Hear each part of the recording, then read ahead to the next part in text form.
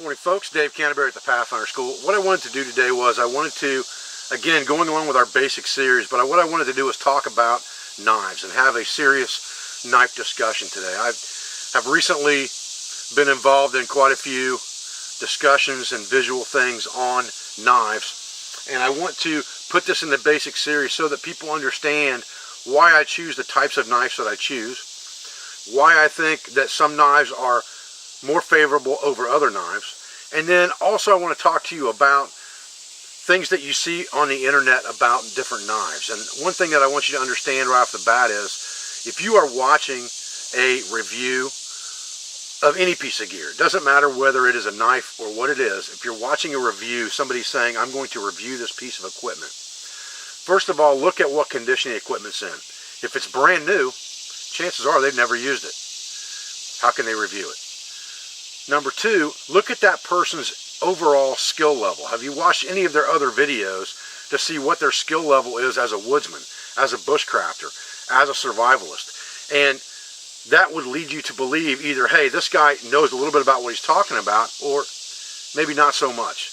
And that's what you need to understand. I see a lot of reviews on YouTube, and I don't watch many because a lot of times I flat turn them off. I'll be honest with you. If I pull up a video, let's just take a knife review for instance. If I pull a knife review up on YouTube and the knife looks brand new, I generally shut the video off. If it's laying on a table and it's not in the woods, or the guy's not using it to do something with and he's just talking about the knife, I generally turn it off. The other thing is I look and see what the guy's skill level is while he's using that knife, if he's using it.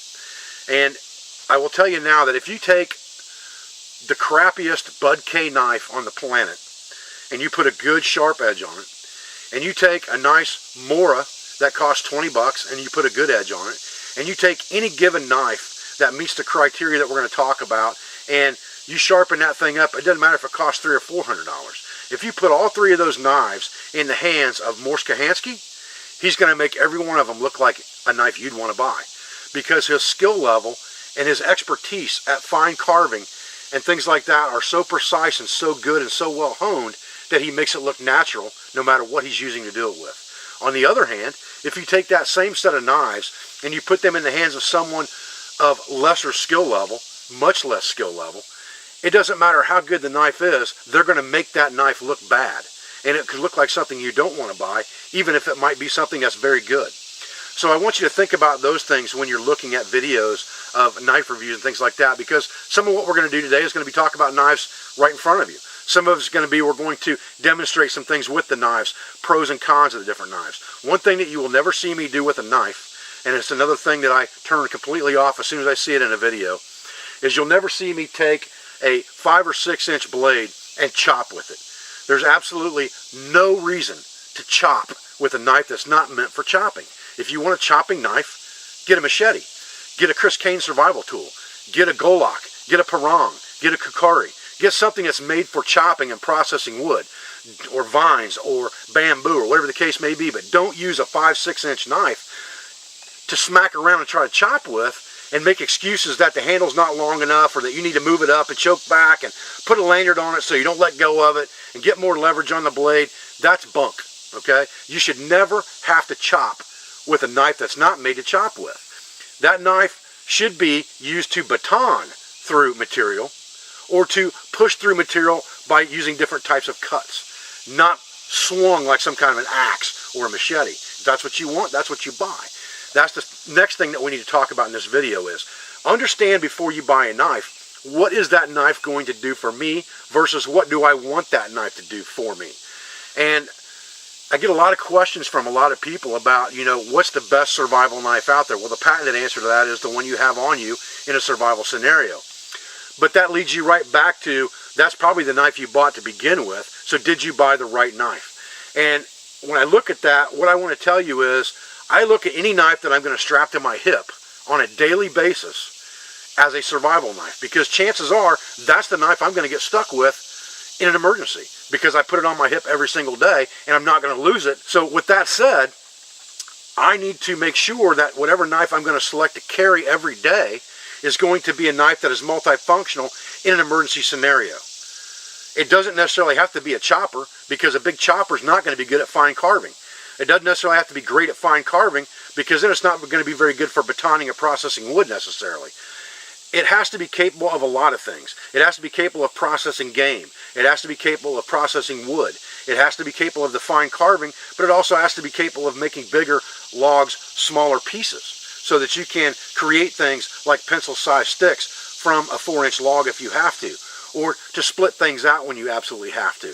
So that knife has to do a lot of things for you, and it has to cover a lot of bases. If you go back to my video on knives of the frontier, or the kind of history of knives that have been used throughout time, you'll see that really the most common denominator is about a 5 to 6 inch blade, at least in the United States, about a 5 to 6 inch blade in some type of a butcher knife design, either a European butchering knife or an Americanized version of a butchering knife or a French version of a butchering knife. And those type blade designs lend themselves well to a lot of different things for the woodsman. That's why they used them. That's why they were around for 200-300 years.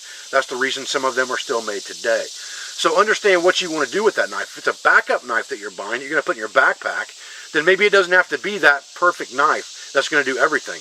Maybe you're buying a backup knife only for, the trap line that you're going to make your money cuts with, and you're going to keep that thing razor sharp, and it's going to be a perfect blade for you to make those precision cuts that you have to make, not to mess up a fur on an animal. Or maybe it's going to be your bushcrafting knife that you're going to put in your backpack, and you're going to keep that thing with you to do your fine carving and making feather sticks and doing all those little fancy things that we do in bushcraft. But does that lend itself to a good survival knife? Maybe yes, maybe no. Depends on if it meets the criteria that you decide it needs to meet. For me, I have certain criteria that I look at in a knife, and we'll talk about that right now. Okay, so let's get started on our knife discussion here a little bit, and let's talk about it. I've got a table or a bench of knives here, basically that are all knives that I have personally used over and over and over and over. None of these knives are brand new. All of these knives have been tested thoroughly in a wilderness environment for a lot of different tasks. So I can tell you, I feel confident that I can tell you what the pros and cons are of these type knives. Now, the first thing that you need to think about when you're selecting a knife is, again, back to what is that knife going to do for me versus what do I want it to do for me. So for the sake of this discussion, because we're talking about basic concepts, let's talk about, this is the knife I'm going to strap to my hip, and this is the knife that I'm probably going to end up with if everything goes bad, I lose all of my gear. That knife's going to be strapped to my hip, and it's going to be my only tool that I have to use to affect my survivability. And there is a big difference between that and a bushcraft knife that you carry in your pack as a spare, or you put it around your neck, or whatever the case may be. Totally against putting knives around my neck, but that's beside the point. Okay, so blade thickness, that is your first key element. To me, a knife that's going to be used for a multitude of tasks needs to be 3/16 of an inch thick at a minimum. I do carry knives, personally, that are only 1/8 of an inch thick. This $3 butcher knife from a yard sale is only a little over 1/8 of an inch thick, and it's not quite 3/16.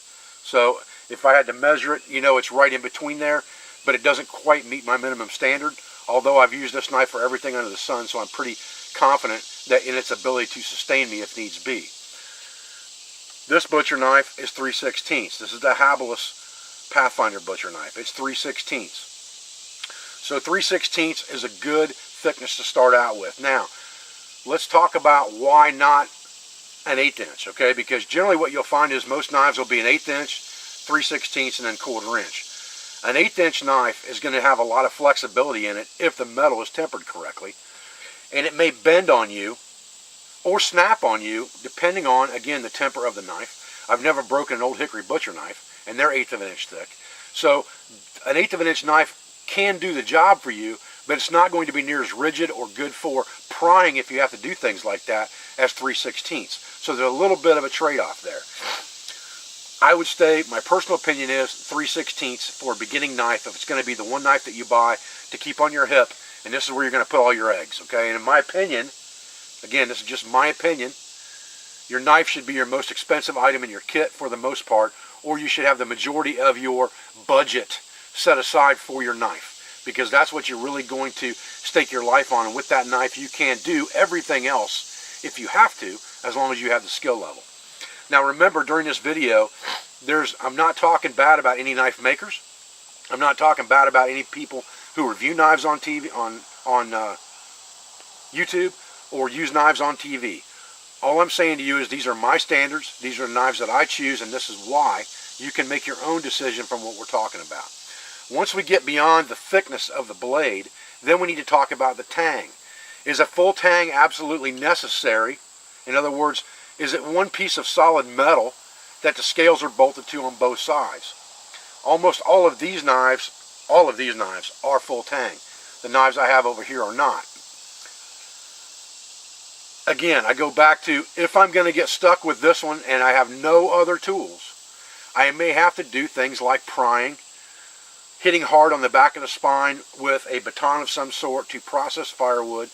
All those types of things lend themselves to a weakness in a rat tail tang knife because it's smaller. It's not like that rat tail tang's the same thickness as the knife and 3/4 of the way back to handle. Generally speaking, a rat tail tang knife is exactly that. It shrinks down to a rat tail and then goes back into the knife. So that is a weak point in the overall structure of that knife that could compromise you in a real emergency situation. So I choose to always carry a full tang knife on my hip, and that's my personal opinion.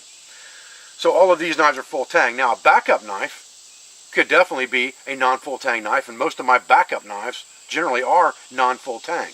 We'll talk about that in a few minutes. The next thing that I want to know on this knife is, and here again, some of these things are kind of go, no-go for me. I can live with 1/8 inch if I have to. I'd rather have 3/16. But there's certain aspects of that knife that I can't live without, or I'm not willing to do without. One of them is that knife has a very sharp 90-degree spine on it, so that it will effectively remove material from a ferrocerium rod. And there is a big misconception out there about ferrocerium rods and knives. Most of the time, if you're having problems striking your ferro rod, it's not the rod, it's the knife. So what I'm going to do is I'm going to take a couple random knives here for you. I've got several different ferro rods, from cheap $5 ferro rods all the way up to $50 ferro rods, and we're going to strike them with a knife, and you're going to see that for the most part they're the same. Okay, so what we got here is we have a variety of ferrocerium rods. This rod is just a cheap rod, probably off of our website, and the handle's been yanked off of it and it's been wrapped in duct tape to give me a good heavy-duty handle. Most of the ferro rods that you're going to buy, and I say most, not all, most of the ferro rods you're going to buy, the handles are going to come off of them eventually, sooner or later anyway. So I just take mine off on these cheaper ones and I wrap them in duct tape, so I've got an element of fire wrapped around it in an emergency. Plus I have this. This duct tape is for no other use except to handle or fire. I carry duct tape in my kit for other things. On this side I have a rod from CanteenShop.com. Rob Simpson's ferro rod. I'm very fond of these. They're good ferro rods. They're a little bit more expensive. They're wrapped in leather. I think they come from Deepwood Handcraft. I'm not sure of that. And they're a very good ferro rod to stick inside your knife sheath if that's what you like to do. This is a cheapie, like a Coughlin's model ferrocerium rod. This is the Gobspark from firesteels.com.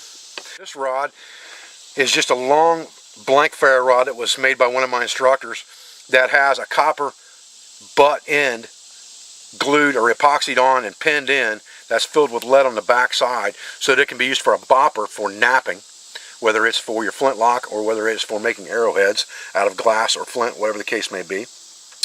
It also gives you a good handle to hold on to and a large striking surface to remove material into your tinder bundle.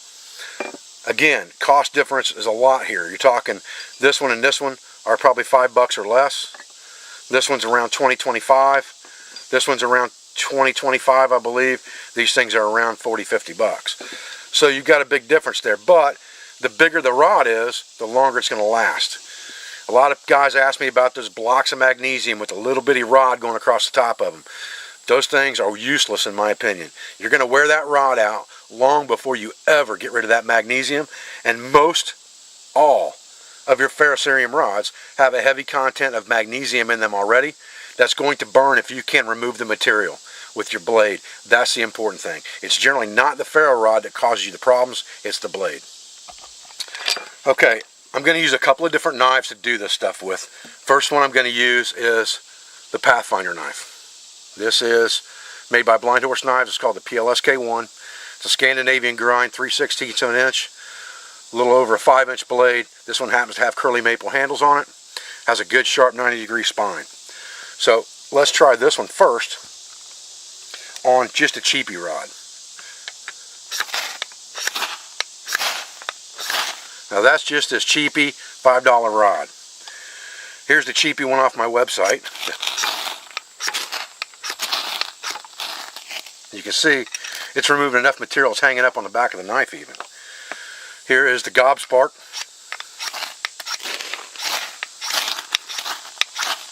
Okay.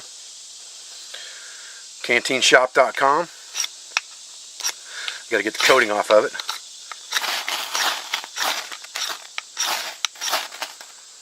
Okay. Now, I'm going to show you what just happened here. The cap just came off of this. The leather coil cap just came off of this. I've never seen that happen to one of these ferro rods before, but it goes right back to what I was telling you. Almost any ferro rod you buy, the cap is going to come off of it unless it's pinned through. It's going to come off.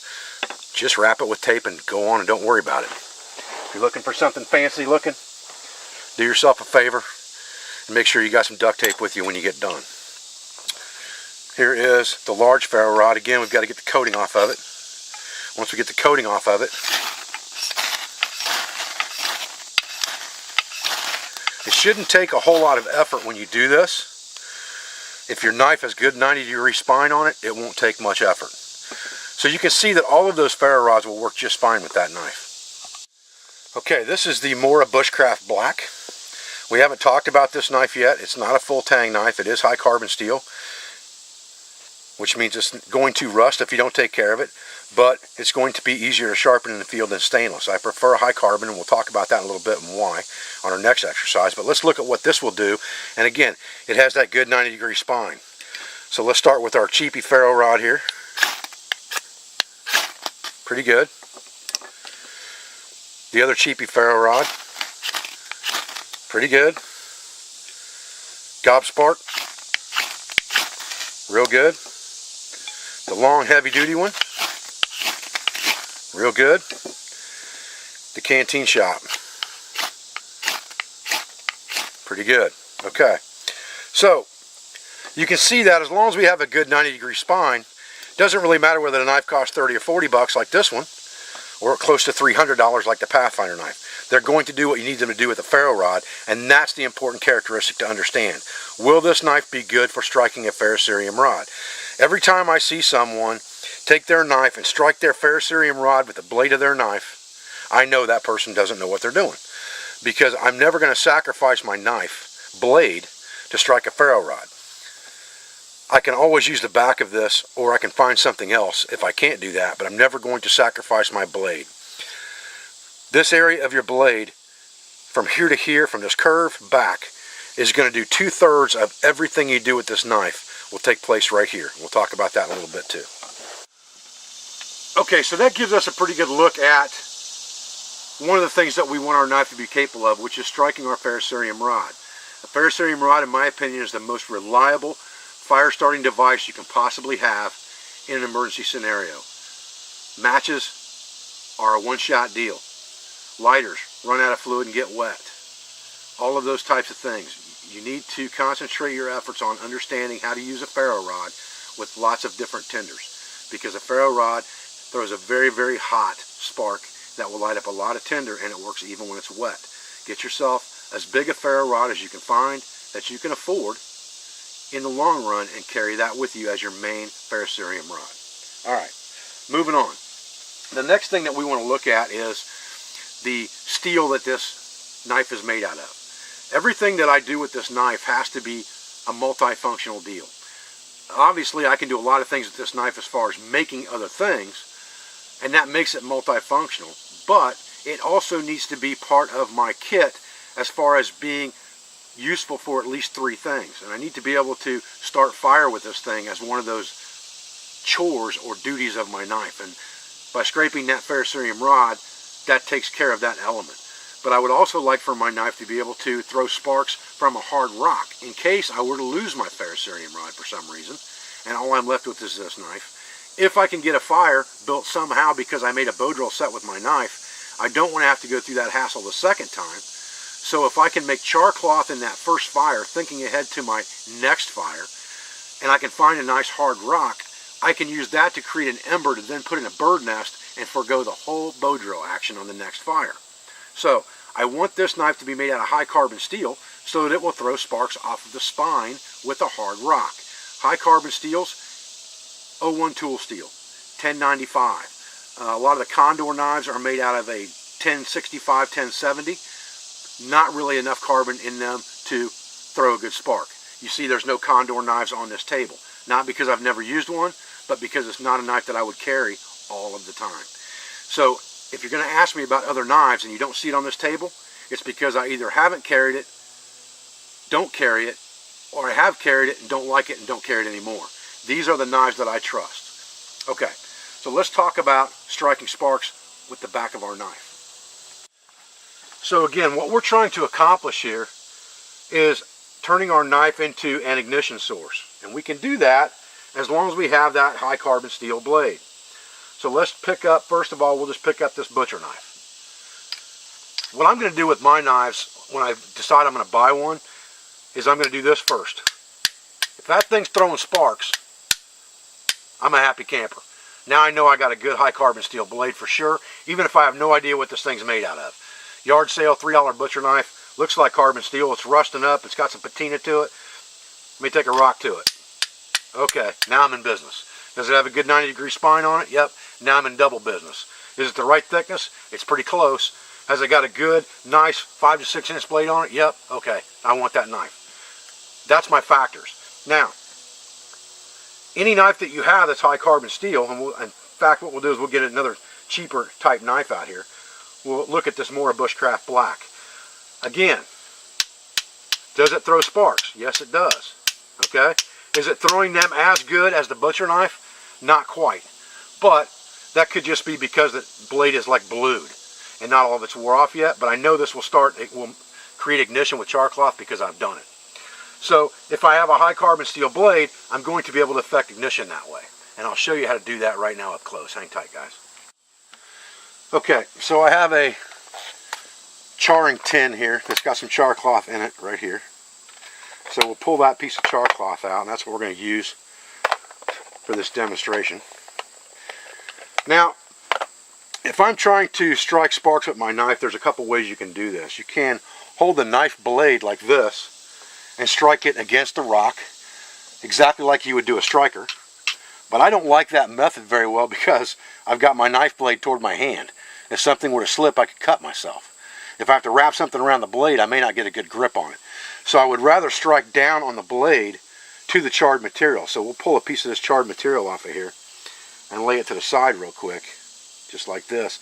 And what I like to do is lay that thing out to get as much surface area exposed as I can to catch my sparks, and then kind of tack it down with my knife, just like this. Then I'll lean my knife backwards just a little bit, and I'll strike sparks onto the char cloth.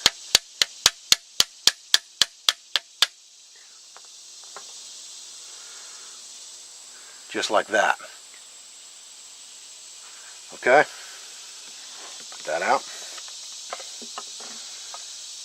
Now let's look at the $3 butcher knife. We'll do the same thing. We'll get it out here.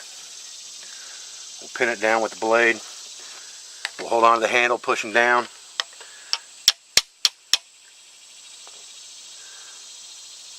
Okay. We're on fire. Alright?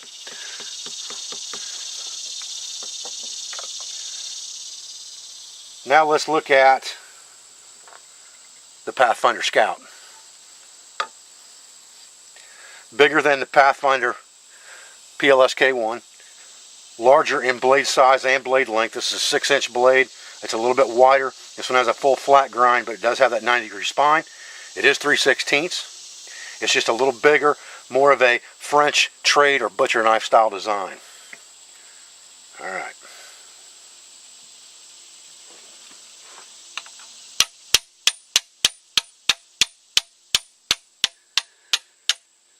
Get my sparks to go in the right spot here. There we go. Okay. We got char cloth on fire. So, You can see that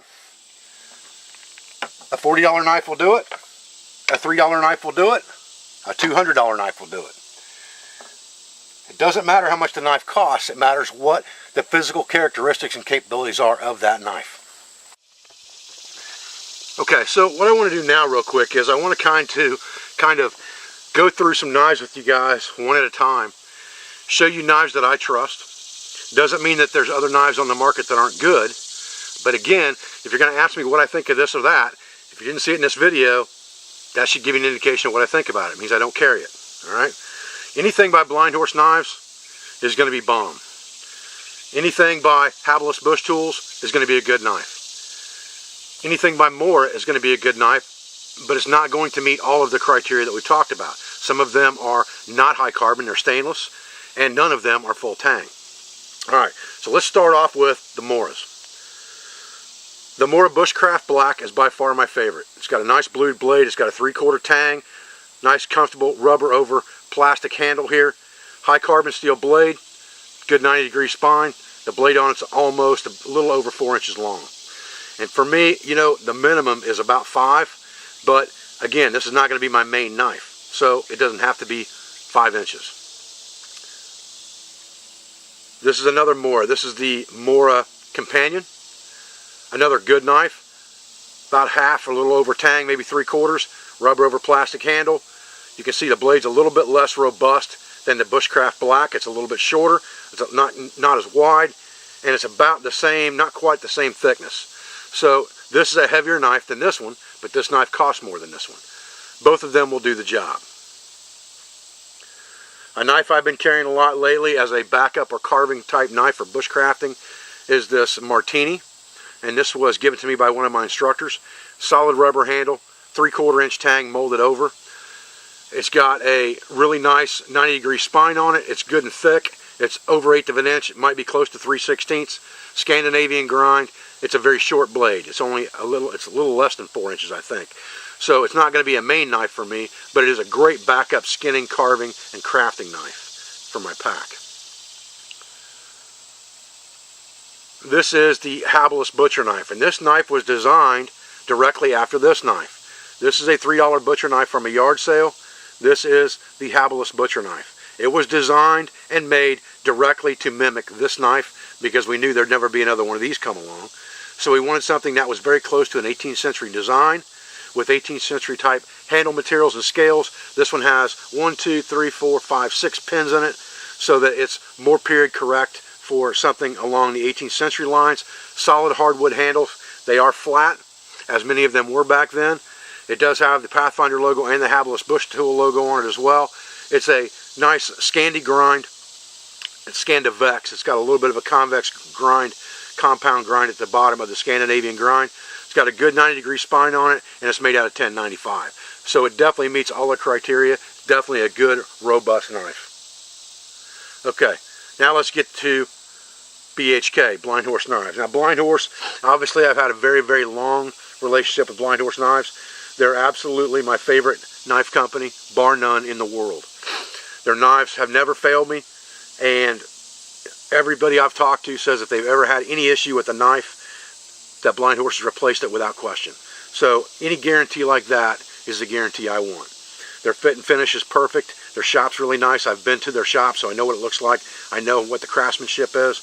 Good American-made quality, but again, you're going to pay for American-made knives. This is the Pathfinder Scout. It's the one that I carry probably 95% of the time.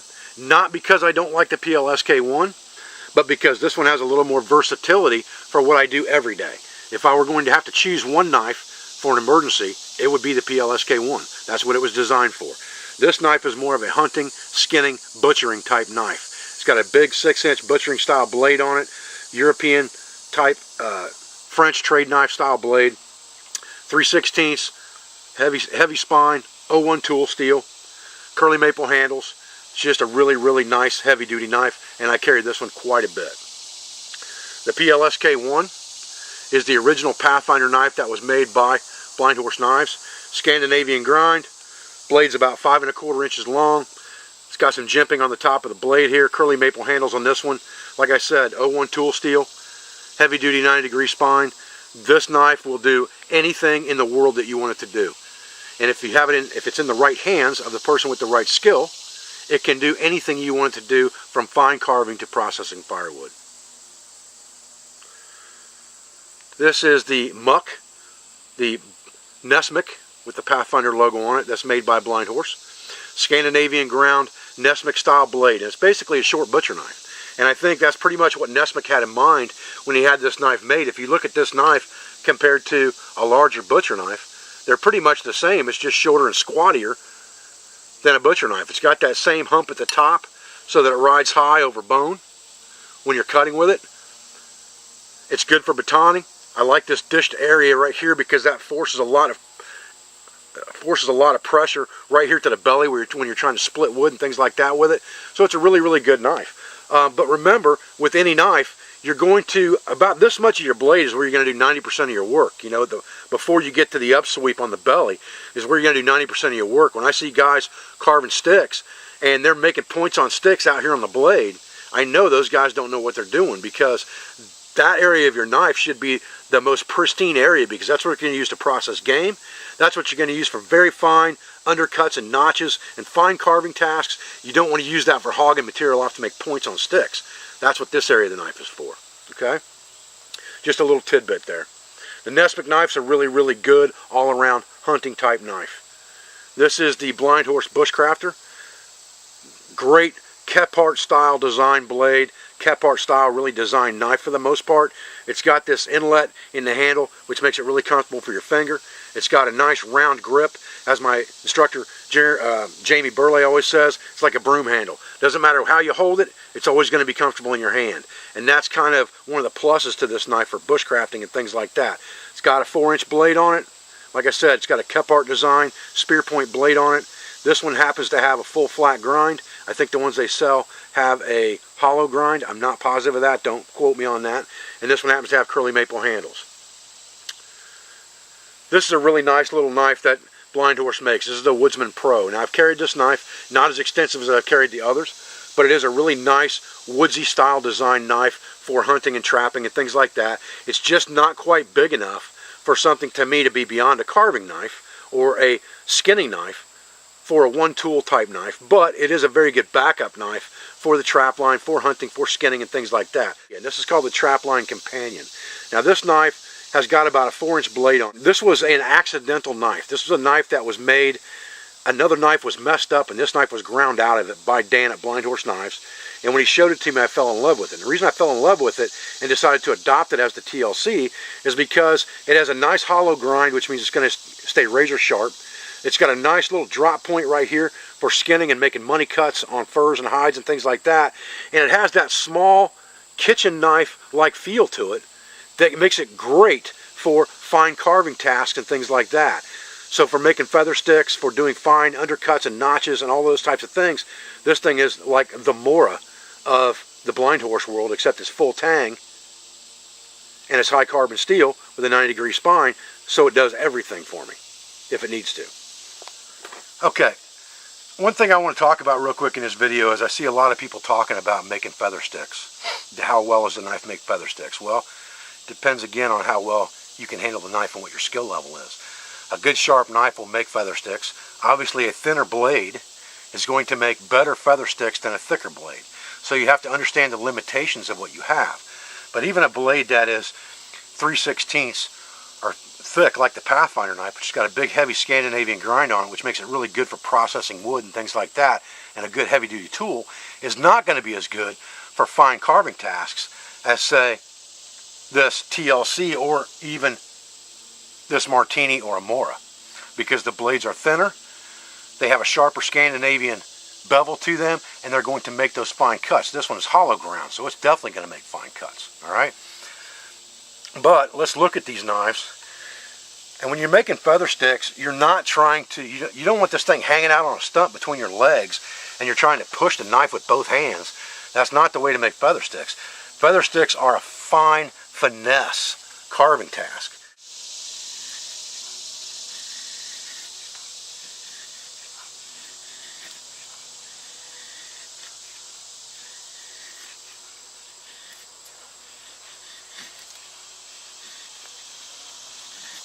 tell you, nobody would complain about that feather stick. Okay? Out of a 3/16 inch blade with a heavy Scandi grind on it. That is a nice feather stick.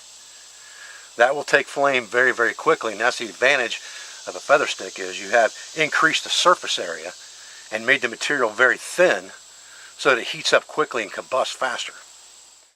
Okay guys, well I appreciate you joining me for this video out here today. I wanted to go over my mentality with you, or my line of thinking when it comes to knives. I also wanted to talk to you a little bit about understanding what you're looking at when you watch other people handling knives, using knives, reviewing knives and things like that. And again, this is not a bash on any knife company. This is not a bash on any YouTube reviewer.